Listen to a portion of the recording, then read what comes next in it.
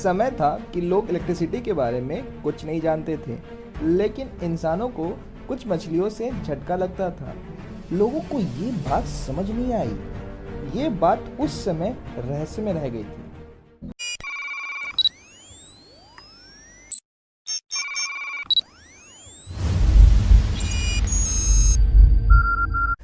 Hello दोस्तों, आज हम लोग इलेक्ट्रिसिटी के बारे में इंटरेस्टिंग स्टोरी सुनने जा रहे हैं। तो केमिस्ट्री के अंदर इलेक्ट्रिसिटी का इंपॉर्टेंस क्या रहा पहले के समय और अब तक, तो उसके बारे में मैं थोड़ा सा बता दूं।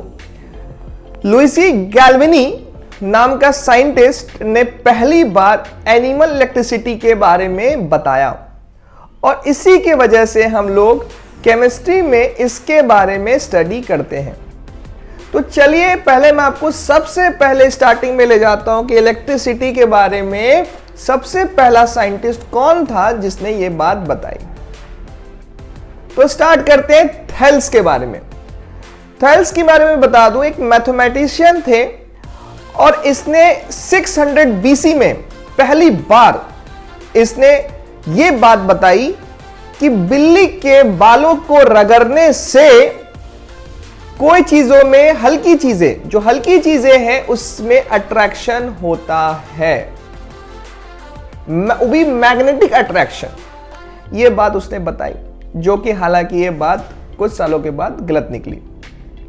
ये तब तक इलेक्ट्रिसिटी के बारे में राज रह गया जब तक विलियम गिलबर्ट्स नहीं आए। विलियम गिलबर्ट्स ने 600 में पहली बार स्टैटिक इलेक्ट्रिसिटी के बारे में बताया। ये उसने बताया कि कोई चीज को रगड़ने से एक इलेक्ट्रिक फोर्स जनरेट होता है और उससे क्या होता है, अट्रैक्शन होता है। यह बात विलियम गिलबर्ट्स ने बताया। तब लोगों को इलेक्ट्रिसिटी के बारे में थोड़ा थोड़ा करके जानना शुरू किया। फिर बेंजामिन फ्रैंकलिन आए। 1752 में जून का महीना था, उसने इलेक्ट्रिसिटी के लिए खोज करना स्टार्ट कर दिया। उस खोज के लिए बेंजामिन फ्रैंकलिन ने अपनी निजी संपत्ति बेच दी। वो अमेरिका के उस कोने में चले गए जहां पे बारिश बहुत ज्यादा होती थी।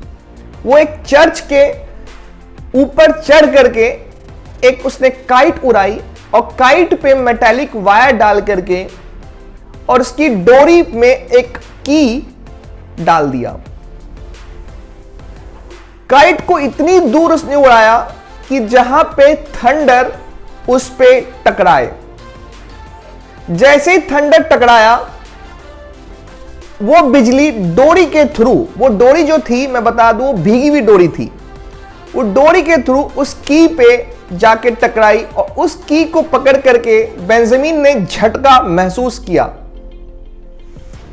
तब बेंजामिन फ्रैंकलिन ने उस समय यह साबित कर दिया कि इलेक्ट्रिसिटी भी नाम की चीज होती है। तो बेंजामिन फ्रैंकलिन का यह एक्सपेरिमेंट बहुत ही उस समय फेमस हो गया था। उसके बाद एनिमल इलेक्ट्रिसिटी के बारे में लोग जानना शुरू किए। तो एनिमल इलेक्ट्रिसिटी के बारे में सबसे पहले लुइसी गैल्वेनी ने यह बात बताई 1791 में। 1791 में यह बताया कि एनिमल इलेक्ट्रिसिटी भी कुछ होता है। अब एनिमल इलेक्ट्रिसिटी के बारे में बताने से पहले उसने एक मरा हुआ मेढक का एग्जांपल लिया था। उसने उस पे एक्सपेरिमेंट किया और पता चला कि ह्यूमन के अंदर या कोई भी लिविंग थिंग्स के अंदर भी इलेक्ट्रिसिटी होती है। यह बात मैं आपको सिंपल सा समझाऊं।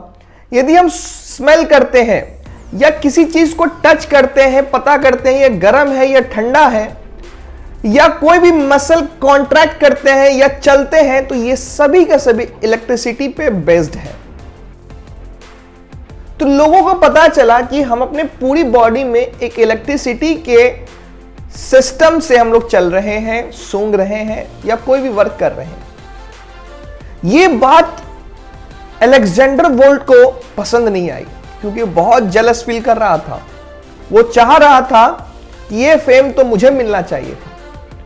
तो अलेक्जेंडर ने 1800 में कॉपर और जिंक का यूज किया और एक बैटरी डेवलप कर दी। यह बात लोगों को जब पता चला तो अलेक्जेंडर वोल्ट बहुत ही फेमस हो गए। उसके बाद 1821 में फैराडे आए और इलेक्ट्रिक मोटर का इन्वेंशन कर दिया उसने। धीरे धीरे वक्त बीतता गया और उसके बाद 1869 में थॉमस एडिसन आए और उसने पहली बार इलेक्ट्रिक बल्ब का आविष्कार करा और इस आविष्कार के लिए उसने हजारों एक्सपेरिमेंट कर डाले, तब जाकर के इलेक्ट्रिक बल्ब बना। जब इलेक्ट्रिक बल्ब बना तो दुनिया को चारों तरफ रोशनी फैली। जो वो काम कर रहे थे डीसी करंट पे, मैं बता दूं डीसी करंट मतलब डायरेक्ट करंट, डायरेक्ट करंट पे जो काम कर रहे थे उसमें बहुत ही प्रॉब्लम आनी स्टार्ट हो गई थी। डायरेक्ट करंट का प्रॉब्लम यह था कि 2 मील तक हर एक जगह स्टेशन लगाना पड़ता था इलेक्ट्रिसिटी पहुंचाने के लिए। तो उसके लिए उसने क्या किया, निकोला टेस्ला इलेक्ट्रिकल इंजीनियर थे, ये बात जानी कि थॉमस एडिसन का प्रॉब्लम क्या है। तो थॉमस एडिसन ने उसको ऑफर करा कि आप डीसी करंट में जो खामियां हैं उसको खत्म कर दें, मैं आपको $50,000 दूंगा। उस समय की बात है, जो कि बहुत ही बड़ी रकम थी। निकोला टेस्ला ने यह काम करना शुरू कर दिया। निकोला टेस्ला ने ये जब काम करा तो वो सक्सेस भी हो गया। जो भी प्रॉब्लम थी उसने पूरा कर दिया खामियां, मगर वो प्रॉब्लम खत्म नहीं कर पाया। जो प्रॉब्लम उस समय थी 2 मील तक हर जगह स्टेशन लगाना पड़ता था डीसी के लिए। फिर जैसे खामियां पूरा करा तो निकोला टेस्ला ने बोला कि अब हमारे पैसे आप दे दो। थॉमस एडिसन ने उसको रकम नहीं दिया। यह बात जान करके निकोला टेस्ला बहुत ही उदास हो गया। उसने डिसाइड कर लिया कि कंपनी वो छोड़ेगा। फिर वो बाद में 1888 में उसने जॉर्ज व्हाइट हाउस को ज्वाइन करा।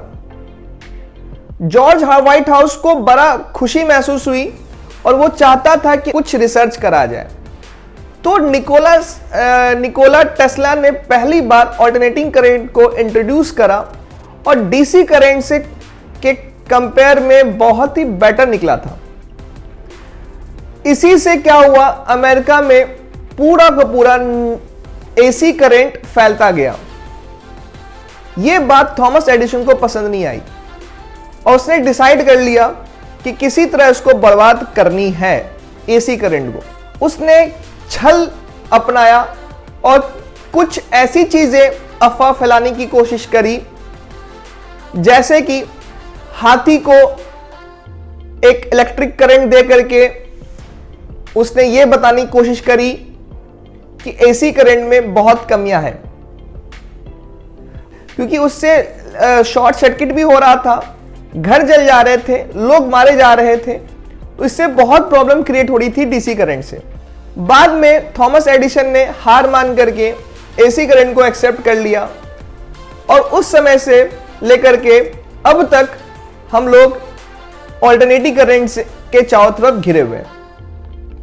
फिर धीरे धीरे वक्त बीतता गया। उसके बाद हमारे सबसे चहेते साइंटिस्ट अल्बर्ट आइंस्टाइन ने पहली बार फोटो इलेक्ट्रिक इफेक्ट के बारे में बताया। फोटो इलेक्ट्रिक इफेक्ट ऐसा चीज था कि मेटल पे लाइट पड़ने से इलेक्ट्रॉन का इजेक्शन होता है। यह बात बहुत ही काम की थी, इतनी काम की है कि आज हम लोग जो सोलर सिस्टम देख रहे हैं तो इसी के फोटो इलेक्ट्रिक इफेक्ट की वजह से देख रहे हैं। धीरे धीरे वक्त बीतता गया। फिर उसके बाद 1921 में इस चीज के लिए अल्बर्ट आइंस्टाइन को नोबेल प्राइज दिया गया। वक्त बीता, 1947 में ट्रांजिस्टर आया, धीरे धीरे कंप्यूटर आया, और लो आज के टाइम हम चारों तरफ इलेक्ट्रिसिटी से घिरे हुए हैं।